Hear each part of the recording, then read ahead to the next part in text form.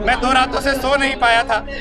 महाराजा सूरजमल जी, सिनसिना बाबा, ये सब बार बार सपने में आ रहे थे। सिनसिनी गांव से ये प्रण शुरू हुआ था कि 21 तारीख को झंडा फहराएंगे। सिनसिनी के एक छोटे से बच्चे ने उनका प्रण पूरा कर दिया।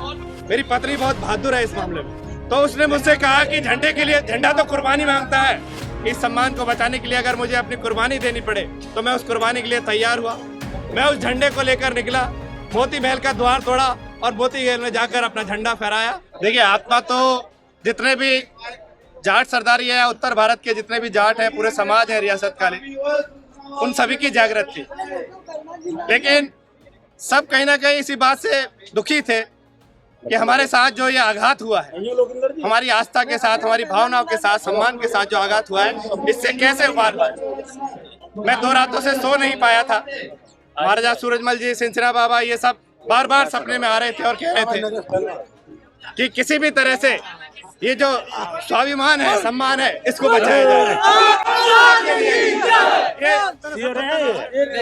उसी के लिए फिर हमने ये प्रण किया, इस सम्मान को बचाने के लिए अगर मुझे अपनी कुर्बानी देनी पड़े तो मैं उस कुर्बानी के लिए तैयार हुआ। मैंने अपने घर वालों से कहा, हालांकि मेरी पत्नी बहुत बहादुर है इस मामले में, मैं उससे चर्चा कर रहा था कि यार ये झंडे वाली बात है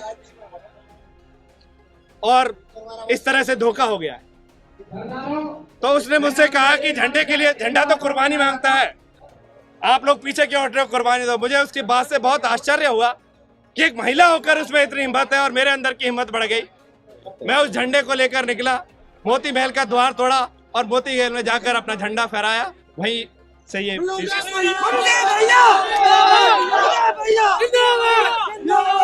इस घटनाक्रम को आप बाप बेटे के जरिए देखना चाहते हैं या किस नजरिए से देखना? नहीं, मैं बाप बेटे के जरिए बिल्कुल नहीं देखूंगा, मैं इसको समाज के नजरिए से देखना चाहूँ।